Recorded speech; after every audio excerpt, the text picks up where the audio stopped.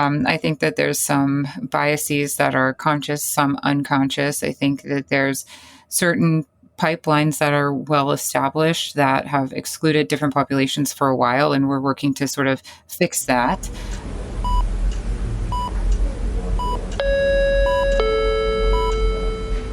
Paging Dr. Cook.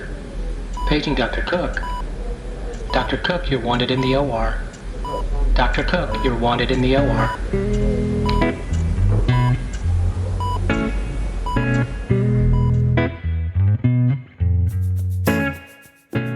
Welcome to the Prescription for Success podcast with your host, Dr. Randy Cook.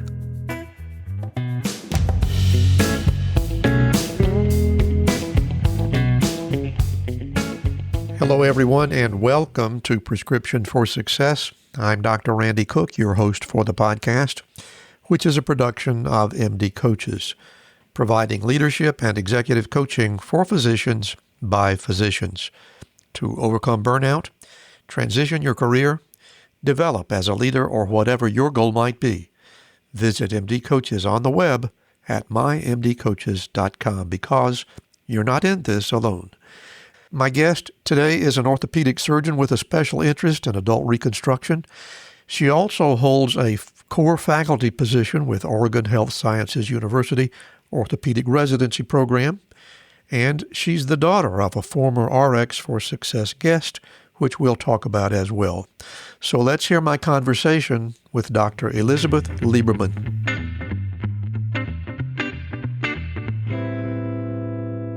I am really looking forward to my conversation today with Dr. Elizabeth Lieberman, who likes to be called Lizzie. So let's get right down to the conversation. Lizzie, it's great to have you here on the show. I appreciate you coming.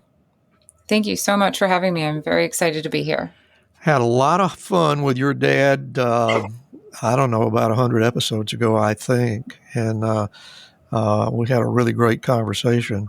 And I got a feeling that he's going to be really interested in hearing how you perform as well. So important that we be our best, I suppose, right?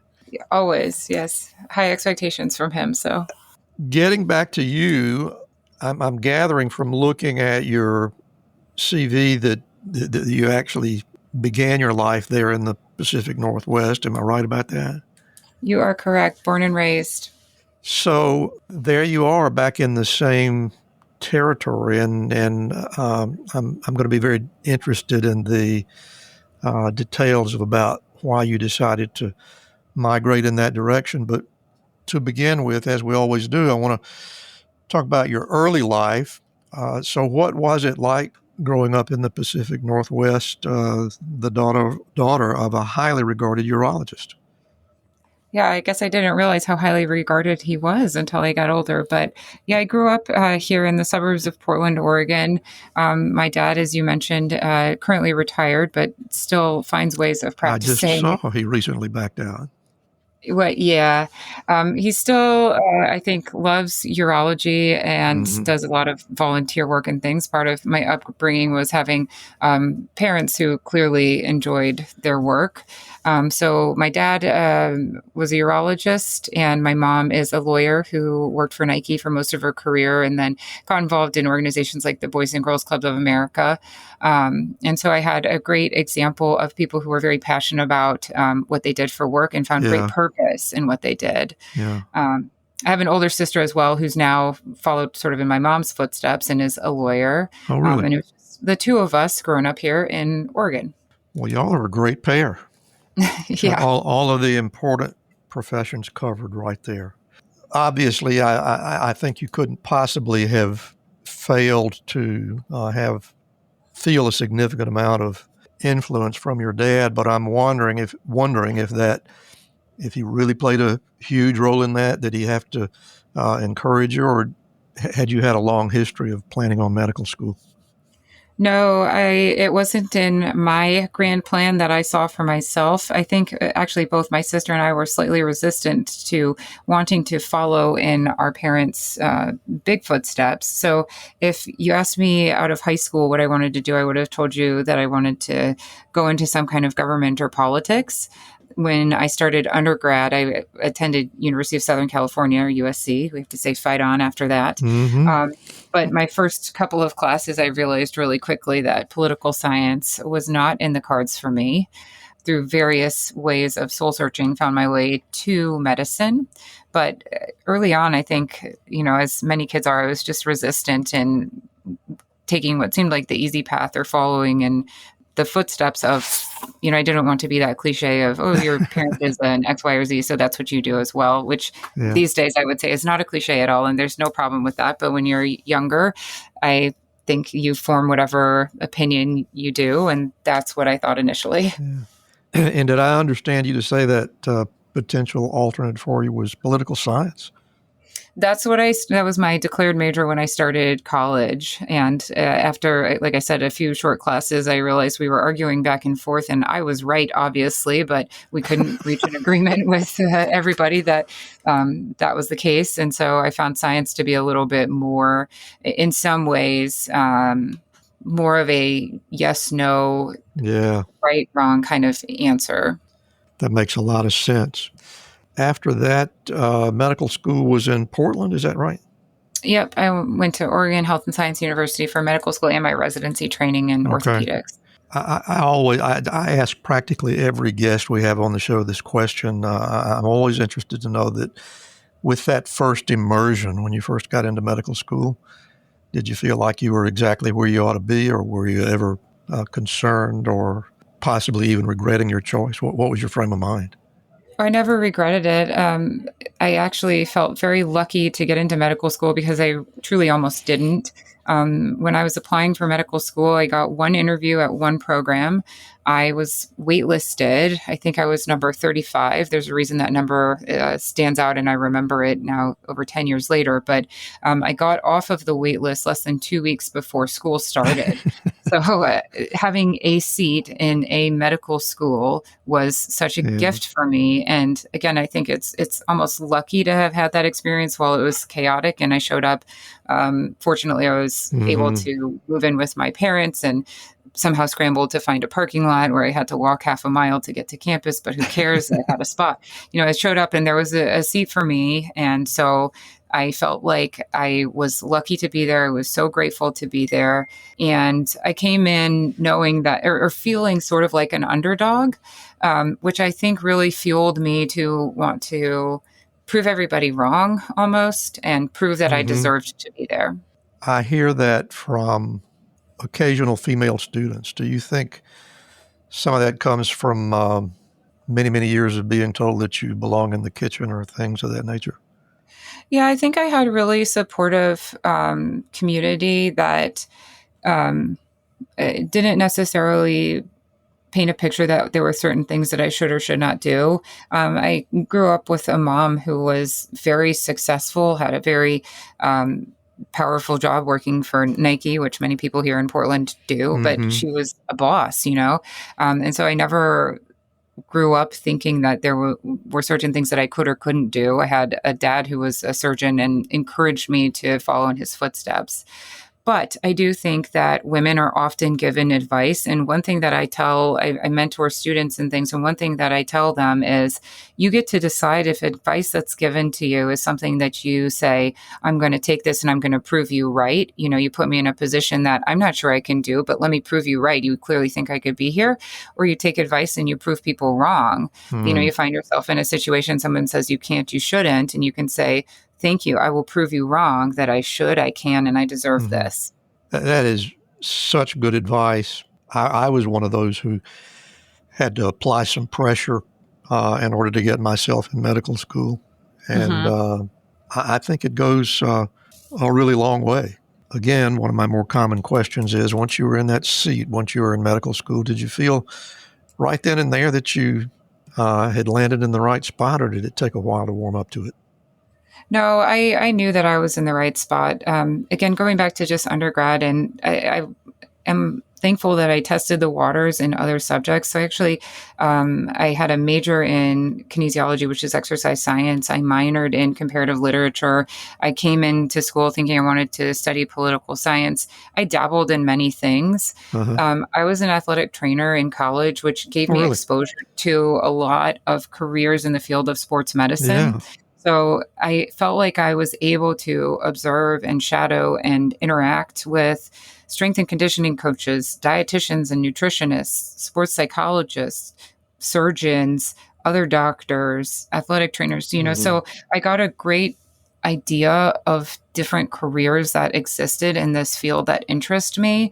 And I knew at the end of the day that I wanted to be a physician. In the back of my mind, I knew I wanted to be an orthopedic surgeon, but I tried to come in with an open mind thinking, hey, maybe I'll be a pediatrician, which could not have been further from my chosen specialty. But still, you want to give everything a fair shot. But when I landed in medical school, I knew that I was in the right place. We'll get back to our interview in just a moment, but first, I'd like to share a message from Navigate. After spending years in the financial sector, Navigate has met lots of clients with all kinds of student loan issues. They were confused, they were overwhelmed by the doublespeak and the overly complex forms, and especially the deliberately misleading statements from loan servicer representatives. Navigate recognized the chaos in the student loan industry and immediately brought clarity and real solutions. If you'd like to flip the script on student debt, visit www.flipthescript.loan/MD-coaches to schedule a call with Navigate. They'll tailor a plan specifically for your unique situation and work with you until the loan is paid off. What do you have to lose besides the stress of student loan debt?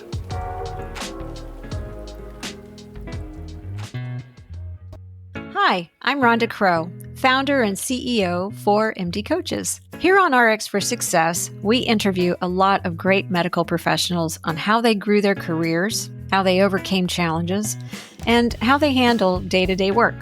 I really hope you're getting a lot of great information. But if you're looking for an answer to a specific problem, management or administration challenge, or if you're feeling just a bit burnt out, like maybe you chose the wrong career, well, then there's a faster way to get the help you need. No, it's not counseling, it's coaching. RX for Success is produced by MD Coaches, a team of physicians who have been where you are. I know you're used to going it alone, but you don't have to. Get the support you need today. Visit us at mymdcoaches.com to schedule your complimentary consultation. Again, that's mymdcoaches.com, because you're not in this alone. We'll get back to our conversation in just a moment, but first, I want to mention a sponsor who has been with us almost since our beginning. Physician Outlook is a splendid publication created for physicians by physicians. Originally a print and online magazine, it's now a dynamic digital-only platform using storytelling, humor, and community building to help physicians and surgeons reconnect with the art of medicine. Physician Outlook celebrates the entire healthcare team, including nurses, nurse practitioners, and PAs who value physician-led care. As artificial intelligence and corporate overreach threatens the human connection, Physician Outlook remains committed to the sacred physician-patient relationship. Beyond storytelling, Physician Outlook takes action on causes that matter. So join the movement, connect, laugh, be inspired. Visit physicianoutlook.com today. And now let's get back to our interview. Once you're in medical school and it comes time to give some thought to picking a specialty. I mean, you can be a family practitioner nowadays, I guess, but that is a specialty in and of itself.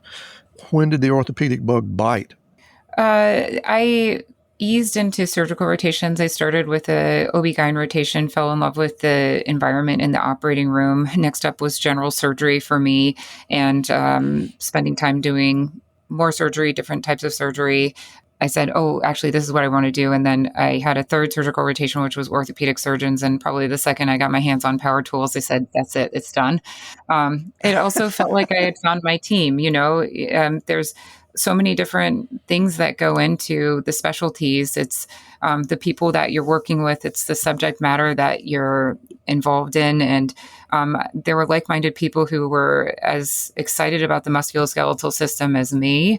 And what I really, really like about being an orthopedic surgeon to this day is I felt like people were coming to the orthopedic surgeons because they were the expert in this one thing.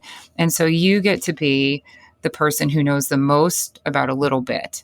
And for me and my personality, that was what I wanted. Yeah. I don't need to be somebody who knows a little bit about a lot. I wanted to be the expert in this one thing and the person that is the consulted person about that rather than the consultant.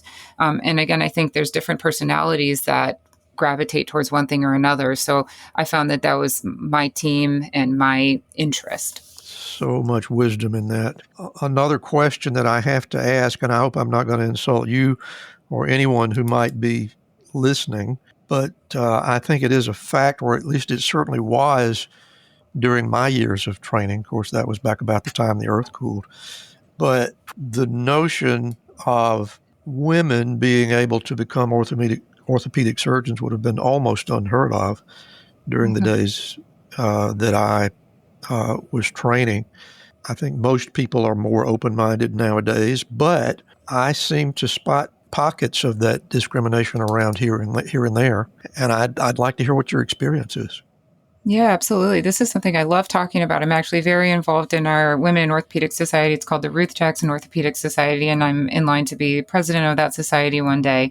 I'm not afraid to talk about being a woman in orthopedics. I think one of the reasons we historically haven't been as vocal about it is because people didn't want to be a woman orthopedic surgeon. They didn't want the woman part to seem like an asterisk or something.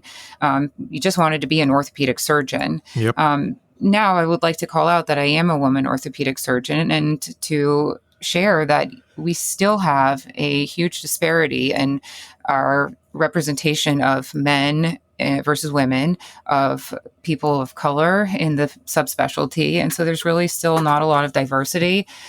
There's less women orthopedic surgeons than there are urologists, which we're trying to figure out why. This is something that I do research in. And in particular, my field is adult reconstruction or hip and knee replacements. And there's even fewer women proportionally compared to other subspecialties in orthopedic surgery. So something that I'm totally passionate about. And some of the reasons that you mentioned, we don't meet the stereotype of an orthopedic surgeon. Historically, there haven't been a lot of women in orthopedic surgery, so people assume it's not something we're interested in. When we ask girls about it, they are interested if they've gotten exposure. They don't often get early exposure. It's a very competitive subspecialty, and so you kind of need early exposure to start doing research in this area. Get mentors who can write good letters of recommendations and do rotations at different programs that help put your name out there a little bit. So there's different reasons why there's still not as many women in orthopedic surgery as maybe there should be, or compared to other subspecialties. But I think it's a very great career for a woman. We certainly need diversity in all specialties, and so I'm proud to be a woman orthopedic surgeon, and in particular, a woman adult reconstruction arthroplasty surgeon. And well, you should be, and I appreciate you putting the word out there. It's been a little strange for me. Of course, I've been out of the workplace for a while now, but not that long, and I don't think things have changed a lot in the area where I was practicing. But we certainly never saw a female orthopedic surgeon in the hospital that I was in. We had a couple of general surgeons, and that was it. I think we actually might have had a female urologist there briefly, but not very long. But it is so true that the medical school classes nowadays are almost, or at least as close as possible to being 50% male, 50% female. Yeah, But actually, I think most of them are greater than 50% women. I think that's If you just look at true. the trends.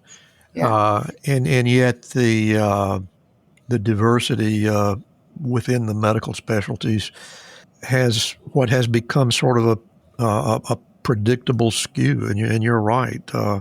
Orthopods are rare. Same is true for heart surgeons. And there's really no reason that I can think of why that would be the case, unless it's a matter of personal preference, and maybe it is. Yeah, I mean, I don't think that women should go into orthopedic surgery if they're not interested in it, but I think that there's some biases that are conscious, some unconscious. I think that there's certain pipelines that are well established that have excluded different populations for a while, and we're working to sort of fix that. Not that it's an easy fix, but as you see in other areas, as you see trends, it just sort of takes a critical mass before you have enough people doing something that it no longer requires as much active effort, and we're just not there yet. Well, time does indeed move slowly, but at least it moves. I'm also curious, Lizzie. I wasn't entirely sure when I went through your bio material. Are you involved in any teaching roles at all at this point? Yeah, I'm in private practice, but my practice is set up so we have a fourth year resident who does a rotation with us. I sort of manage that. So, for better or worse, they end up spending a fair amount of time with me. I do a lot of programs with medical students and residents as well, and have undergraduate students shadow if interested. So, in the community, I'm pretty open to having students or mentees come and spend time with me. And I bet you find that you learn as much from them as they do from you. Always. I've always found that to be the case. Yeah. Lizzie, this has been a lot of fun, and I really appreciate you taking the time to be here with me at the end of a very tough work day, and I'm sure you're exhausted. But what I want to do at this point is give you an opportunity to speak to my audience on your own.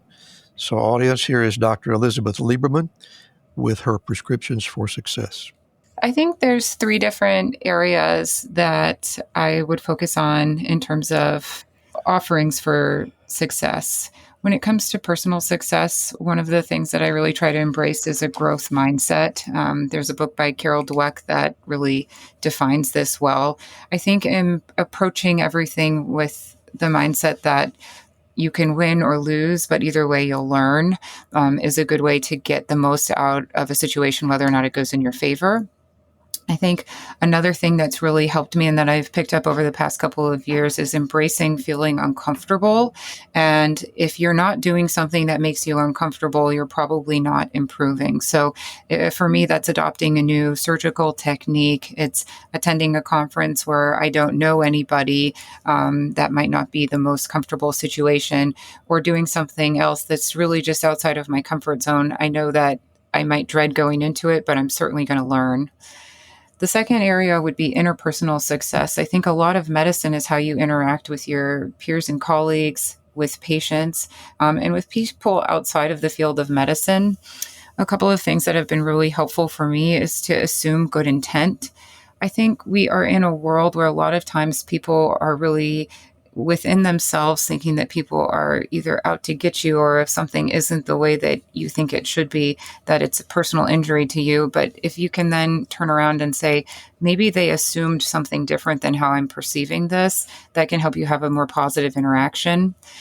Along the same lines, I think stepping into somebody else's shoes, or imagining if you're looking in a mirror what that other person might be seeing, can be a really good way of seeing things from a perspective that's not your own, and can help you relate and understand to people better. And then I worked with a coach who used to talk a lot about defining your circle of influence, or thinking about what are things that are under your control and what are things that might be outside of your circle of influence or control. And that's a helpful way of letting go of those things that you can't control, and that may be other people's actions. And then the third thing, you asked me a little bit about sort of my thoughts about being a woman in orthopedic surgery. And I think whether you're a woman or anybody else who might be underrepresented in a field, I mentioned it before, but there's going to be people who give you advice that they're probably coming from a place that they want to be helpful, but you ultimately get to decide if that advice fits with your goals and whether you decide you're going to prove them right or prove them wrong. The other thing would be that it's okay to be the first or the only in a position, but if you are that, there's a certain responsibility to hopefully not be the last. And so just different pressures that come if you are that underrepresented person, and hopefully you're paving the way for others to follow so we can all kind of grow, in my case, the field of orthopedics to be more diverse and inclusive. And those are my prescriptions for success. And I thank you so much for sharing with us, Lizzie. It's a lot of wisdom there. I'm very impressed. You are wise beyond your years, if you don't mind me saying so, and I really appreciate it. I think you're assuming I'm younger than I am in that case. Well, you certainly are in the middle of your productive years, and I'm retired, so we've got a little bit of a gap. Fair enough. It really has been a lot of fun, and thanks again for being here. Thank you. Thank you so much for listening today.